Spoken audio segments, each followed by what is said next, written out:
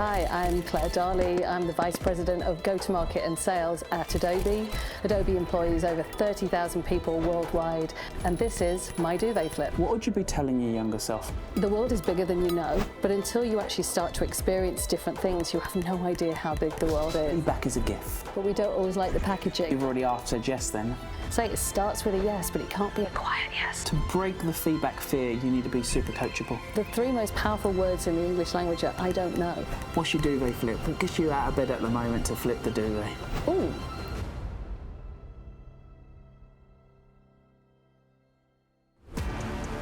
Hi, I'm Claire Darley. I'm the Vice President of Market and Sales at Adobe. Adobe employs over 30,000 people worldwide, helping people to become content creators and tell their story. And this is my Duvet Flip. I'm really excited about meeting Jack. I think all of his conversations have high energy and impact, so I'm sure he's going to take me in some interesting directions. The thing I'm nervous about is everything. I think Jack is going to be high energy. All right, Jack. Let's do this. Claire, so welcome to my Duvet Flip. How are we? I'm really good. Thanks for having me, Jack. Oh, I'm so excited about your career journey and everything you've done. I know you've you started in London, moved to America, now back in London. I want to hear it all, but I want to start first job. Young Claire's looking at herself. You have all the wisdom, all the knowledge, all the hurts, all the pains, all the successes that you know now. What would you be telling your younger self right now? Well, my first job, actually, I was a Saturday girl at a hairdresser. So I grew up in a small northern town, Scunthorpe, and I was the first of my generation to go to university, and actually I had no aspirations. Nobody had any aspirations for me either. You know, it's that kind of environment. And so I worked from 15 up until 18 as a Saturday girl in the hairdressers, and I thought that's what I was going to do. And I just kept passing exams and decided, I should probably go to uni then. That's what I should probably do. So when I was actually working there, that's what I thought my lot would be. And I loved it. I loved everything about it. You know, I've worked in bars, I've worked in shops, I've worked in hairdressers, and that interaction with people and that connection with the front line is something that I've kind of carried through all of my career. And, you know, I hate it when I get too far away from the front line. That kind of always makes me feel a little bit, untethered. I like to kind of know what I'm doing and the impact that it's having. But what would I have told myself? The world is bigger than you know. You know, actually, when you do grow up in small towns, the people you see around you are your role models. So your teachers, the people, your parents, the people you see all the time. But until you actually start to experience different things, you have no idea how big the world is. And honestly, that changed for me the moment I took an internship. So I moved down to London from Scunny, at 18 and moved to the big smoke. And I'd been down when I was 3. I'd never been down, never knew how to work the tube or get about or anything. But the moment that I stepped in to work for IBM, and there's a story about even getting the internship we can talk about, but I went to go and work for a marketing manager. And what I didn't realize, because I was studying marketing, so I was like, this is going to be my future career. Back in the 90s, that's what American firms called sales managers, marketing managers. And so I kind of fell into the dirty side of marketing, which was sales. And it changed my life. And it changed it because I met people who looked like me. One of them was even from a town near my town as well, so I met people who dressed nicely, they had this amazing life, but there were some really incredible women there that kind of showed me, a future that I'd never thought possible. So my advice would be the world's bigger than you know. Go and find it. World's bigger than you know, go and find it. Was it scary moving to London? And how does one overcome that fear of wanting to, we all say, people don't like change, but what's your advice to anyone else who may move for a job or feels a little bit too scared because of imposter syndrome? What's your advice to them? I think it is scary, and I think we as humans shy away from pain, and fear is pain. It's like, what's kind of like keeping us like where we are is this idea of, what if I'm going to get hurt? What if it's going to cost me a lot of money? What if I have to come back with my tail between my legs? Luckily, I think at 18, I was so naive. I literally had no clue about that whatsoever. But as I've got older, that's definitely, been something that I've seen as a pattern that evolves. I just don't think you know until you try. I have a big mantra, which is it starts with a yes. If anybody wants to do anything, I want to be a better public speaker. I want to get a job. I want to have this kind of impact on the world. It starts by mentally saying yes. And then I always say physically say yes. Like, you have to say the words out loud, because once you've done it and you've thrown that out into the universe, it's not just a thing that you're telling yourself, because we have a tendency to let ourselves down, but not let other people down. So once you've committed it to the world, I think it kind of gives you that edge. And that's always been my, whenever I sort of coach people, or when I think about big moments of fear myself, or when I've got the ick, like if I've ever had to like ask for a job or ask for a promotion or a pay rise or whatever it is, it feels really icky, right? It's like self-serving. And I sort of have to trick myself in my mind and go, I'm doing it for everybody else. I'm doing it for everybody else. So sometimes there's that thing about finding somebody or something to commit to that is not just yourself, because we're more likely to let ourselves down than we are to let somebody else down, and then let that be your way of breaking through the fear. I think that's great advice in terms of, it's not just for yourself, committed to the world. You've already said yes then, haven't you? Yeah. I mean, look, it's like, say it starts with a yes, but it can't be a quiet yes. It's got to be a big yes. It's got to be something that you actually say out loud. What's something in your career that you wanted to say yes to, you ended up saying no to, and now you regret? And I use the regret with quote marks because I don't believe we should regret anything in life. We should always move forward. Yeah. But what's something that... I'm not big on regret, so I sort of struggle with that one. I'm like you, which is, every decision you take is right for the moment you take it. I actually think I was probably too quick to move in places rather than not move. I have a bias towards action. So I'm a natural born sort of like mover and disruptor.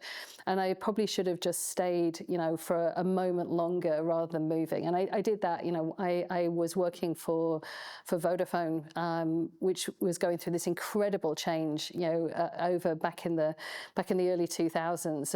And I'd worked 7 years, and I was just starting to get itchy feet. And somebody who I'd worked with said, hey, I've joined this company, this firm, and, we need you. We need O2? you. No, I didn't go straight to O2 from Vodafone. I went somewhere else. And, somebody kind of like literally lured me. They were like, come on, we need you. And I was like, my hero. The dangle, the carrot. My hero, was like, oh, you need me to come and fix something. You need me to come and change something. Let me go and do it. And I think because I think I just moved too soon. And actually, so my regrets are probably I should have just like paused for a beat rather than just kind of like making the move. And, I actually think as humans, we have a tendency to do things the other way, which is stick with a situation before moving. But I'm probably the opposite. I think you're a little bit like me. I use this saying, and we use this saying, is action and speed will make you succeed. And I just like, how can you like action things? Yeah. But yet again, don't make that rash decision. Yeah. Because that can actually backfire. Yeah. But yet again, it's learning. It's all learnings. And again, that's the thing, which is... I did that. Yeah, you can't regret it because it was the right decision at the time you made it. And it's like, and so if it doesn't feel right 6 months, 12 months from now, change it again. Change it again. So I was having a team breakfast with one of my team a week before last, and we got into a conversation, and basically we got to the result, and I just said, you have feedback fear. And did I hear a laugh? A feedback fear, because people fear feedback. How can we all say we want feedback? And this saying, feedback is a gift. But we don't always like the packaging. We don't like. I like that. There you go. You did it. We don't always like the packaging. How can you have feedback and decide what you action on, what you don't, and how do you not let it get to you?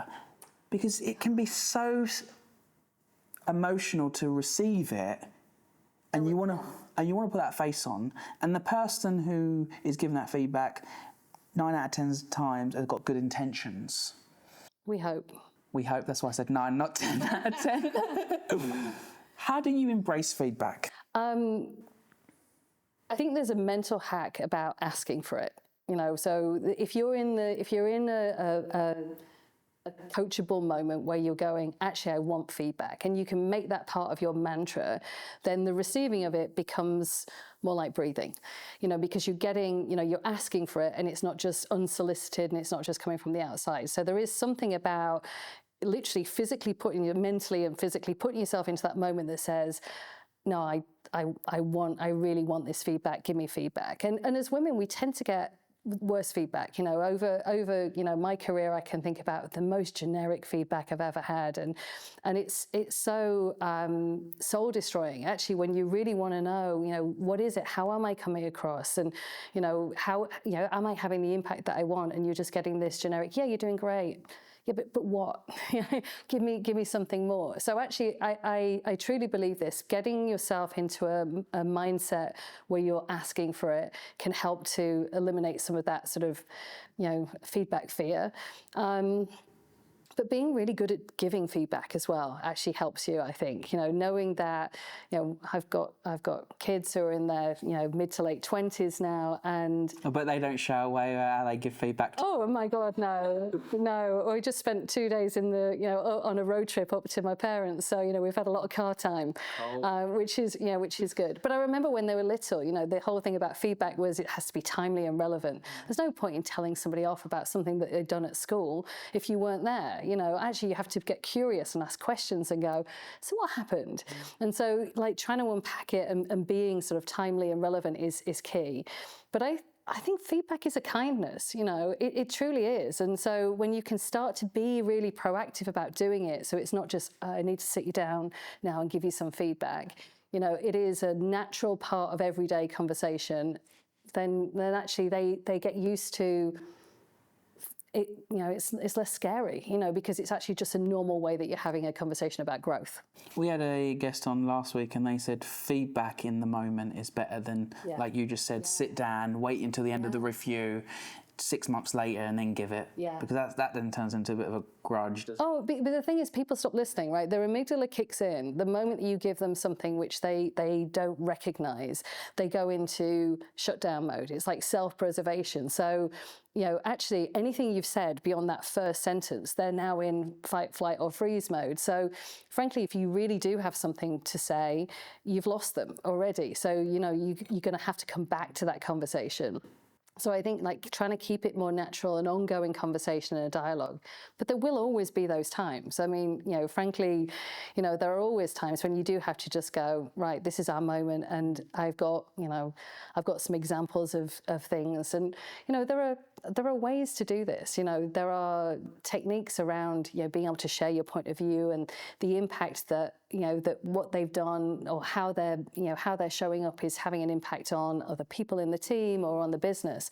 And then just asking them to be part of that conversation. Do you see it differently? So you're not just you're actually inviting them into a conversation. And I find that's a really powerful technique. And don't get me wrong, I've still had my moments where I've been sat there with my lip quivering and steeling myself, for feedback. But, I do think there are hacks that we can do to ourselves to get ourselves in the right space. So to break the feedback fear, you need to be super coachable. Yeah, completely. And you do that by asking for it, and then committing to it. So, when you've done a big presentation or you've done a session, it's like, how was that? Don't not just, it was great. It was like, specifically, what do you think landed? And actually it just becomes a really great way to have some amazing conversations. Because one, you're inviting both sides into the conversation. It's not one way. So say you gave me some feedback now, Yeah. and I rejected your feedback. How do I do that in a professional setting? Because me saying to you right now, Claire, don't agree with your feedback, it's stupid, it doesn't help anyone, does it? That actually there's more, you've got more feedback from me there. Yeah, it would be then help me understand that. Help me unpack that. Which bit about this is not landing with you? So again, it's going back into nice, great coaching, open questions to go, oh, Or even calling it out, going, oh, that was an extreme reaction. Tell me about that. So call it out. And then stop speaking, so you have to answer. So there's a power in the pause. Power in the pause. When I was, because I grew up in IBM, it was called the salesman's pause. You say your piece and then you stop. But yeah, the power in the pause. I've asked you some questions. Oh, that was an interesting reaction. Have I touched a nerve? Tell me. Yeah. So take the moment, let them answer, and go forward. Keep asking questions. Honestly, these things, I find that feedback is never one and done, especially when somebody is having that kind of reaction. Sometimes you're going to have to stop the meeting and just go, do you know what? Actually, why don't we get together in an hour or tomorrow morning? Go home, have a think about it. Let's talk about it again tomorrow. I'll put the time in. You have to schedule that next call/meeting, whatever it is. But because of the way that the brain works, they might just not be able to process. So they might need to go for a walk and then be able to kind of like come back and resume the conversation. They might need to sleep on it. What makes a good salesperson? All of that ability to, because we get this, listen. There is a stereotype in a salesperson. Yeah. And you see it. And then I meet salespeople and I'm like, that's nothing, the good salespeople is nothing like the salespeople that you see try and present themselves on TikTok, for instance. Yeah. If I wanted to grow my career in sales, what is 3 musts that you would be looking for as a senior leader in sales and marketing? Like, what are you looking for from a young... We're looking for people who can demonstrate extreme curiosity. I think that's really what sales is about. It's not about you trying to sell what we make. It's about us, trying to solve people's pain. So the only way you understand what's going on in somebody else's reality or world is to ask questions and to really be invested in listening to the answers so that you can then go, okay, that's interesting. I was with somebody else who's having something similar and this is what they've done to solve it. So I think that being really curious, asking great questions, communication is really important. I mean, it's one of the fundamentals, excuse me, of any career. But being able to communicate is vital. But it's about that reflection, being able to take in, listen. I mean, you're doing it now. You're asking me questions, I'm answering, and you're coming back with another one. That's really at the heart of being a great salesman. Do you know what? It's only because my mentor, my first ever mentor, who was a brilliant woman called Jacqueline DeRockers, she said to me, Jack, go from having all the answers to all the questions in everything you do. Yes. In every room. Yes. And since I put that in place into about 2018, it just made me a better listener. It's made me a better communicator. It just made me a better all-rounder in terms of, okay, I'm here to ask the questions, not just in this interview, but in anything. In anything. I had a coach and she said, good managers have all the answers. Great leaders have all the questions. So the same thing. And it is. It's a massive mindset shift. We have a big business review tomorrow. And we're preparing it, and of course all the team are like, we're down to the 0.8 font of, all the data, and I'm like, I want to zoom out, I want to go, what are we learning? What do we know? What do we not know? And what does it mean for our business? It's like big questions. That's kind of how I want to run the session. And that's with my boss. It's like, I want to run it with the questions still open and then demonstrating where we have data to be able to support our assertions or our thinking and where we're just using judgment, where we're just going, go back ourselves here. So having the questions to start the conversation, right? Because tomorrow when you have that meeting, it could lead in any direction. It could go anywhere. Because you've asked a question open enough where you're not boxing people in. Yeah, because I want to have that kind of impact. And I think, the quality of your questions will actually, determine the impact that you have. Honestly, it totally will. Great questions get you thinking about the world in a completely different way. And so, getting that framing right, thinking about those questions and going, this is the conversation I want to have. Not because it's about the thing that I'm doing and I'm not coming to show you my thing that, please pat me on the head and that's what it is. But, first and foremost, I'm a shareholder of this amazing company, and I feel I'm a custodian of its future, and so therefore I want to be pushing us in the right direction, not just reporting out what we're doing. So for any young person, anyone who's coming back into the workplace or starting a new industry or a new job, start looking at asking questions right when you join. Right from the first moment, what are we trying to achieve? What are the outcomes we're looking for? How do we know whether this is working? These are the things. It's like, just keep going. Like, what else do we need to know? And it changes everything. Honestly, it will change your career trajectory. And I've noticed, especially in young people, young professionals, they will not ask a question because of the lack of confidence. Yeah. How do you build that confidence? The late Jacqueline Gold, who came on the show, she said, courage comes before confidence. And I just love that. And that's just sat with me, because you do need to build the courage to get the confidence to then ask the questions. But when you're new, there's loads of things that go through your head that, oh, well, I look silly. Do I actually know what's going on? How do you embrace that?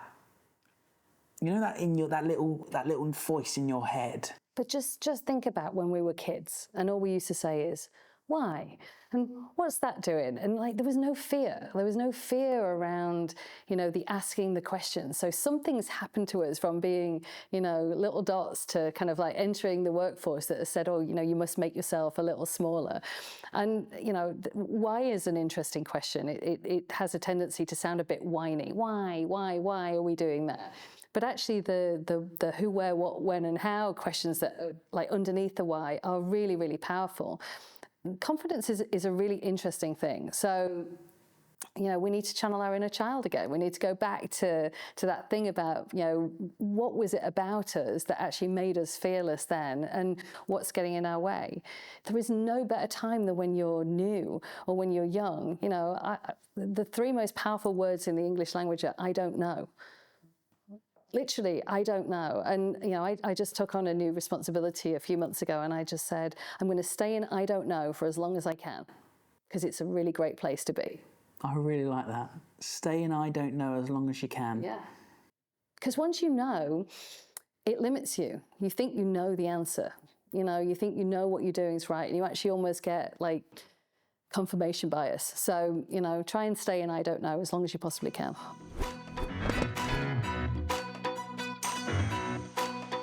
So Claire, part of Compare the Market, we're asking 2 financial questions. Yep. The first one is, what's your financial decision that you regret the most? Probably didn't start a pension until I really needed to. And what was the age that you started a pension? I probably would have been my mid-20s. And do you get any advice around your pension before, or what it meant? No, not at the time. I know more now, but I'm really old now. So yeah, I think it's that. I think I wish I'd started thinking about what life is going to look like when you're in your 60s and 70s when I was younger. But start putting your money away now before you get used to it. So literally put as much as you can into your pension, start doing that before you start to get used to the cash. And what would you say, how much is you start putting it away? Is it a tenner? Is it a fiver? Is it 10%? What? It's whatever feels comfortable to you, honestly. I would say if you can, then, 10% would be amazing. But, salaries and cost of living aren't necessarily keeping up. So, but just regularly putting stuff away. And my second question is, what's your simples money tip to your 18-year-old self? Well, my dad, growing up in Scunthorpe, used to get his salary in an envelope, and he used to put money into different piles. And I remember so clearly him putting the money on the bed for the gas, for the electric, and actually just physically putting it on the bed and then putting it into different piles and putting it away. And I think that is a really, really important thing, to have in your life, which is, there are things that you are obliged to, and don't wait for the bills to come in. Actually be planning and be mindful of that. So use some of these smart pots that's online where you can... It's all tech now, so you can do it, you can do it with a lot of tech and actually be able to portion your money out for the different utilities and bills that you've got coming up. So just get used to it, create a habit. Once you've created a habit, it's there for life. So Claire, I want to talk a little bit about Adobe and how you started there, the journeys, but how long it's been, 10 years. plus years? Yeah. I want to talk a little bit about what made you join Adobe in the first place and the roles that you've been doing, a bit about the culture, and then the fantastic go-to-market product you're working at the moment on called Adobe Express. Adobe Express. Tell me, so I know there's a few questions there, but let's start first day Well, that you can remember. let me tell you about like falling in love with the company through the interview process, because it was kind of wild. I was working for O2 Telefonica, which I absolutely loved. I'd worked in IT, tech, and I'd done a big stint at Vodafone and 4 years at O2. And I loved that company because it was a really human company, always trying to give a better experience to its customers through, value-added services. Really, really human. And so I knew that when I was looking for the next thing, I had to have the right culture. And I knew Adobe, everyone knows Photoshop and, Acrobat, you see these things, all the time. But I'd never really thought about working for them. But through the interview process, I did 16 speed dates, I call them now. And these were pre-video conferencing, because, 10 years, it's been a long time in tech. They were 30-minute telephone interviews with lots of people in the US, because my boss was based out in the US. And it was like dating. Honestly, every time I would get on, I realized that people would want to hear from me, but it was my opportunity to suss them out. You cannot fake a culture when you have 16 different conversations. You get a genuine read. And I loved every single one of them. The people were curious and intellectual, and they were struggling with a problem that I felt I understood. The telcos are subscription businesses. People have said to me, you moved from there to software, wasn't it a big challenge? But actually, the telco world have been fighting for share for a long time. And while Adobe wasn't fighting for share 10 years ago, I understood the language, I understood the intent. And I just really loved every one of these conversations. It culminated in not just telephone interviews, but I went out to San Jose and met people. So by the time I actually arrived, I felt like family already, and that was a really big deal for me. I've never actually felt at home anywhere as fast as I felt, moving into Adobe. And I think the language was familiar to me, the problems that they were trying to achieve were familiar to me, and so it was just a great way to start. And that's always good, isn't it, if you start the right way? And I always say start on too many people focus on the deadline, not the start line. Yeah. And I like the start line. Yeah, start line. Get started. You said you can't fake the culture in 16 conversations. Yeah. I love that. That is great. What are you looking for to define what the culture is? Because there's this word called culture, right? Yeah. And young people go, okay, I need to find out if it's a good culture, or someone will go, I need to find out a good culture. But the word culture is just so in there. Yeah. No one wants to ask the silly question, what does culture actually mean, and how do you suss it? Yeah. What are you looking for when you're going into these conversations, and how are you really defining what the culture is? Well, I think is there a level of consistency in the way people speak about the company, about each other, and what they're trying to achieve. So, somebody can be trying to sell you, they're doing the commercial version of, here we go, come and join this shiny, bright thing. But actually, once you've spoken to a few people, you get a much better read for, are they all saying the same thing? Does it feel genuine? It's one of those gut things that I think you have to really sort of listen to your gut. People can be telling you all sorts of stuff and says all the right words in your head, but your gut will be firing and telling you how things are landing. You can have the best, holiday policy. We've got amazing snacks in the office. These are not culture. They're really important. The snacks in the office are really important. But honestly, But they shouldn't define they the don't culture. define culture. The culture is, are people treated with respect? Can we get good ideas from anywhere in the company? This idea of can people speak up and be heard? Is really important to me. And the older I've got, the more important that is. Actually, this is the year of.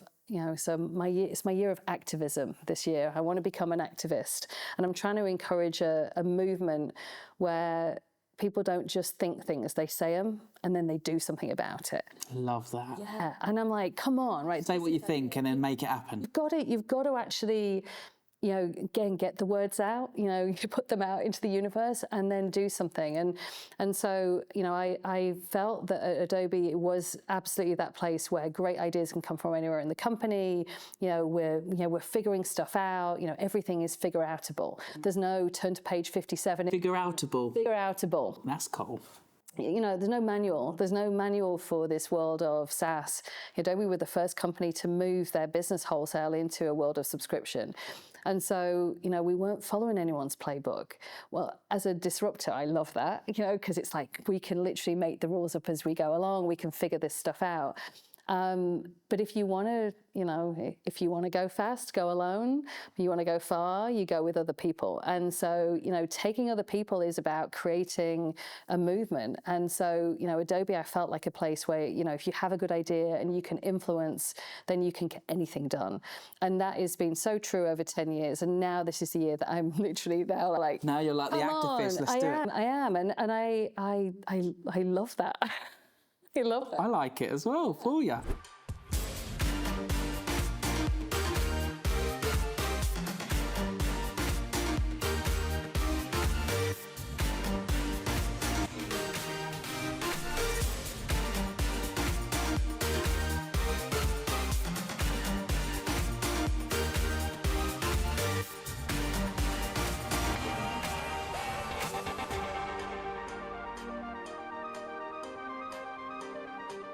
Hello, Otto Sergey. Hello, Mr. Alexander.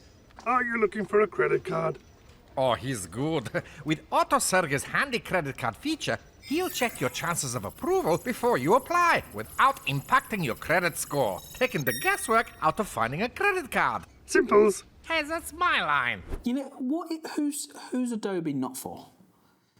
Oh my God, Adobe's for everybody. I mean, we have a mission, which is creativity for all. I mean, just think about that. Back 40 plus years ago when we started, we were the first people to do WYSIWYG, which you probably don't even know. It's like what you see is what you get. The ability to be able to print stuff from your computer and it looked like what you were showing on your computer screen. Trust me, back in the day, that never used to happen. We were the people that created categories like Photoshop, like Premiere, which we're probably editing this YouTube on. And these were really aimed at creative professionals, people that were going to go to school and learn a discipline, a graphic designer, a filmmaker. Today, more than 200 million people identify themselves as content creators. Mm-hmm. That means that Adobe has to be for everybody. And actually, that's what I'm excited about. The initiative that I'm working on is about launching what's best about Adobe, but in a really accessible way. So we've made it so that idiots like me can use it without... And idiots like me. Haven't had to go and learn how to use Photoshop or Premiere. I can actually get into it. It's a web and mobile app, so we've taken away the need to have high processing capabilities, and you can do it on your phone or you can do it through the cloud. It's quick because it's template and AI based, so you can get started really easily. And it's free as well. So that was a really important part of the mission for me. If you're going to have a mission of creativity for all, then you've got to be able to make it viable for everybody. And what we're trying to do is level the playing field.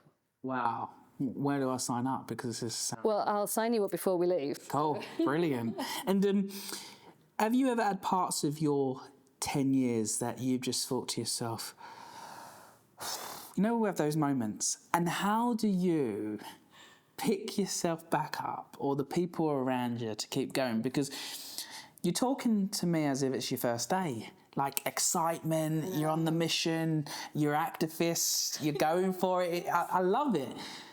Others, yeah, I've been there 10 years. I've not at Adobe, but other organisations, I've been there. That's mindset though, isn't it? You know, because I have this sort of disruptor mindset, you know, this idea of kind of, if you want me to run something, I'm not your person. You want me to build something, you want me to change something, you want me to like figure something out, you know, I am the person, you know. So when I joined a company and we were trying to scale the business, you know, here in EMEA, the business was like, you know, 500 million, and it's now more than 5 billion. You know, so taking that business on its journey, you know, from that size to that's a build job. That's really for me.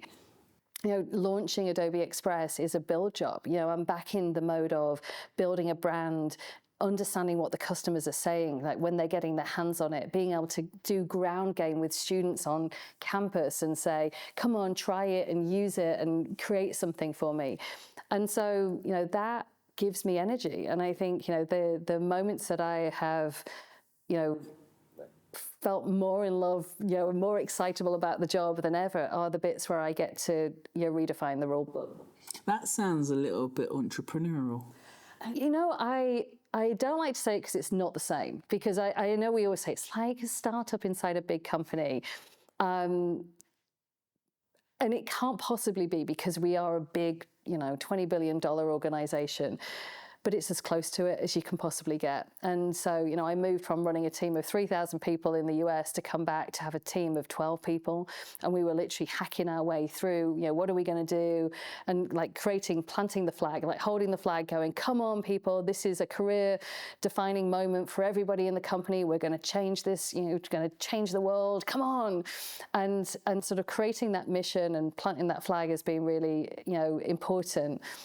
But also giving people the sense of, I've got you, it's okay, we're going to do things in a different way, we're going to break some rules. You know, my boss is brilliant. He gave me the mission that, you know, go and disrupt Adobe. Again, he couldn't have asked. Brilliant. Could have asked a better person. I was like, oh, thank God, that totally gave me life. But that when you want to try and get people to do something which is above and beyond or extraordinary, because they all have day jobs as well, by the way. So the people that I'd got all have like day jobs. So the 12 people you got have also got day jobs. Man, so this is like a side hustle. Yeah, it's like side hustle to end all side hustle. So getting people to unlock extra capacity. You don't do that through fear. You don't do that through doing the same thing, repeating it over and over again. You do it by trying to create that, you know, that mindset which says, okay, you know, what should we do? And every idea was a good idea. You know, my job was to create a sense of safety for them, which is it's okay to be crazy. You know, it's okay for us to bring some wild ideas to, you know, to it, and I'm going to take the flak. I've got you. So getting them excited, telling them that they're okay, and, you know, bring your best stuff, and then reporting and communicating like a dream back up to corporate. Because when you're doing something that's a little bit different, you have to communicate, you know, like your thought process. Yeah. We're doing this because of this, and in corporate terms, this is what it means. Yes, exactly. So, you know, communicating like a dream, say, never goes out of fashion. So is it launched? When's it launched? No, it's launched. It's live. I hope you might have seen some of the ads and stuff. So we've been out for 7 months now, and it's incredible. You know, 1 in 4 university students now has free access to Adobe Express. We've given 6 months, you know, free to anyone with a .ac.uk email address. You know, I really want to push that further, because I believe this is it should be the entryway for people to, you know, to get access to Adobe and all of the amazing creativity that we have to offer. So, and literally anyone that has an idea or a story to tell, or, you know, they're creating memes or they're doing side hustles, you know, this is the product for them. And I want them to love it like I do. And what do you use it for? If you see any of my LinkedIn posts, you know, any images were there. So that's why they're so good. You know, it's funny. We were talking about this earlier. You know, Adobe Express is an AI first application, so it has some amazing AI capabilities. So the imagery, you know, I could, you know, say even an idiot like me can actually create beautiful things. What I love about it is every student, especially that I speak to, and I speak to a lot of students, I also run global education for Adobe, the authenticity, the way, the responsibility of their AI actually matters to them. So, knowing that is their content going to be feeding the machine? How are we actually, creating our models? Because generative AI is an interesting, world right now. So you'll notice in any of my posts, there'll be a little symbol in the top left-hand corner, which basically has content credentials. Think of it like a food nutrition label for content. And it will tell you that I made it using, Adobe. And so I think, what I love about drinking my own champagne or eating my own dog food is I get to tell people that, yeah, I am the one that's putting in the prompt, but actually you can see, this is where it's come from. You can see its provenance. And I'm always telling, say, everybody, especially the kids who it really matters to, that we never train on our customer data. We pay stock contributors really fairly to feed the machine. We never scrape the internet, and we never use content that we don't own the license to, and that matters. And I think at this moment in time where there's some amazing stuff being created, there's also big changing regulatory landscapes with AI. So it's like, put your time into something that can be trusted. Yeah. What excites you about the future? Like, because it can be exciting. Everyone talks about the doom and gloom, but this show's not about doom and gloom, as you probably can tell. It's all about happiness and excitement, and everyone can achieve, and you can do what you want to do. What are you most excited about in terms of Adobe Express, AI, the future of creativity? Like, what's getting you really buzzed up at the moment? All three of those things. I think like I've lived through a number of interesting pivot points in tech, over the last 30-something years, but nothing is moving as fast as it is, right now. So this kind of period of AI is changing technology like on a day-by-day basis. And I love it not because of the technology, but what it can do. I think it can be the great leveler, so anybody getting access to this kind of capability or technology, and that's in economies the world over. There's so many people coming out of poverty and starting to use, devices and technology, and being able to access, the kind of capabilities that now exist is just incredible. Allows the small to compete with the big, the side hustle, becomes a main hustle. It's like, I don't think there's ever been a moment like this. And what I love about that, coming full circle to Adobe, is I think our like gift to the world is we've proven that you can do this. You can actually create a really beautiful, powerful generative AI model like Adobe Firefly. But you can also do it right, and actually, have that as a gift to the world. Know that actually it is, responsible, and it is transparent, and you can kind of see where it's coming from, and we're not ripping anybody off. I think that's what I love. I love what it can do for people.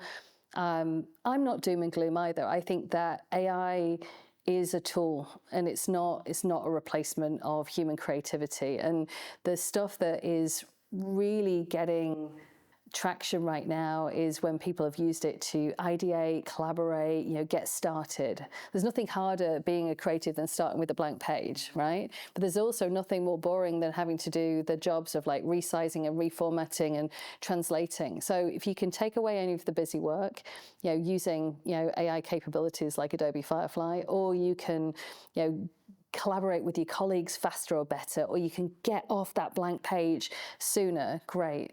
But the moment you put your own self into that as well, whether that's your written words or it's the way that you're augmenting the images, that's the stuff that's getting the cut through. So I am excited. I think that it is going to be an amazing leveler. You know what we're going to do?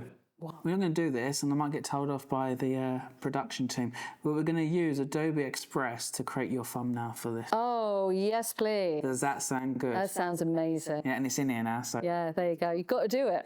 I've said yes. Yeah. You have to put it out to the world. Do you know what? It's actually one of the biggest use cases. So, you know this because, you have a successful channel, but the images that show on the thumbnail of YouTube have a massive impact on the number of clicks. So that's actually one of the biggest biggest use cases for Adobe Express. So yeah, I look forward to hearing all about it. Yeah, it'd be great. And I've got only time for 2 more questions. Are you ready? Oh my God, go for it. Okay, so my first one, look, I've looked into you. Obviously, I know about Adobe and the success of Adobe, and it just fills with kindness. You can just see that. Normally, software normally just companies can normally be a little bit dull and boring, but it just feels full of creativity and kindness, which is great. Your LinkedIn, obviously, you started at IBM. You did someone pulled you away and went somewhere else. Then you went to from Vodafone. Then you went to O2. You spent some time as chief marketing officer at Adecco. And then you've then ended up at Adobe for 10 years and done all these amazing jobs. What's your invisible success? What's something that I can't see online that's really pouring away all the fantastic careers and jobs and roles that you've had? What's made you really successful, Claire?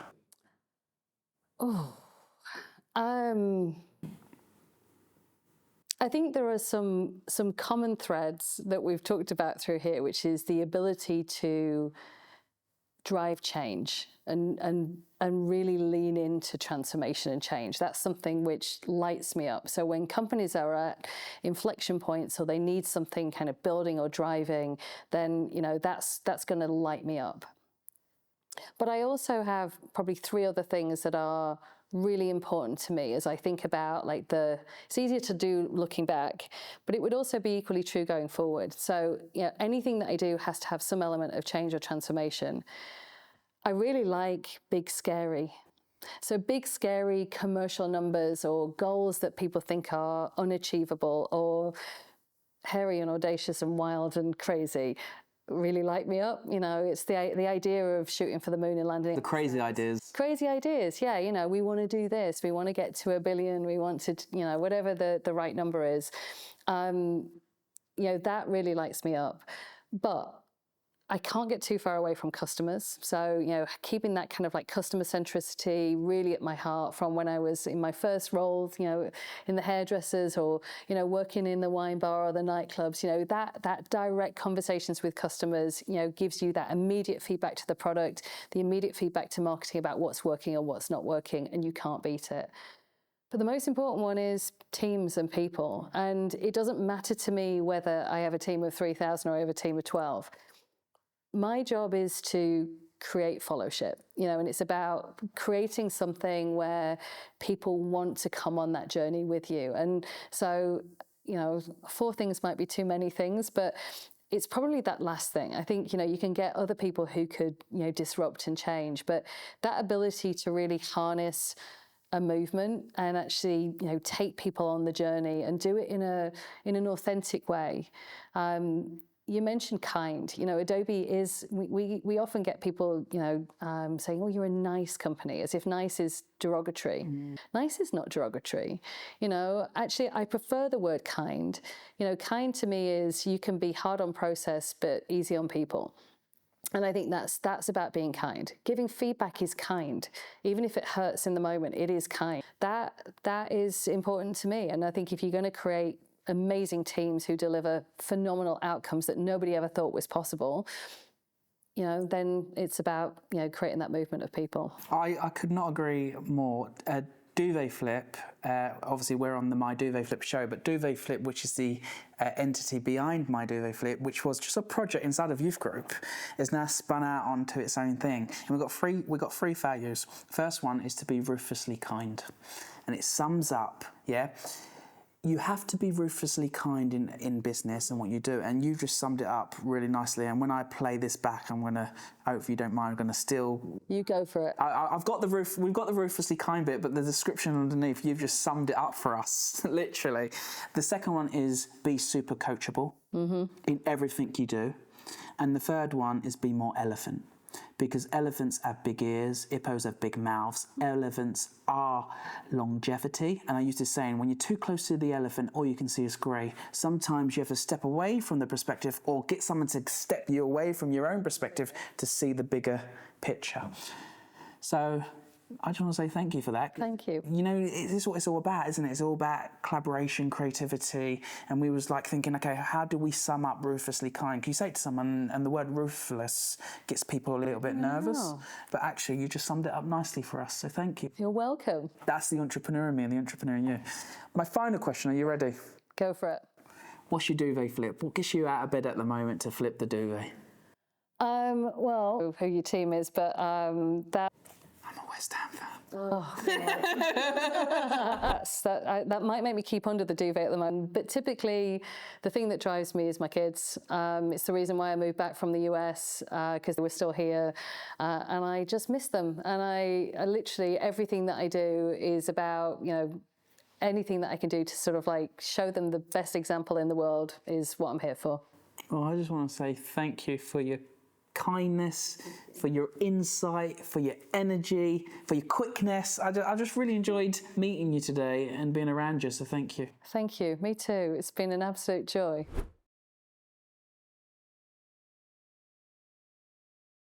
And there we are. How do you find it? Wow, that was 26 minutes. Yeah, I really enjoyed it. Thank you. Yeah. Cool, wasn't it? Yeah, I think we really, covered really a lot. good. Yeah, we did.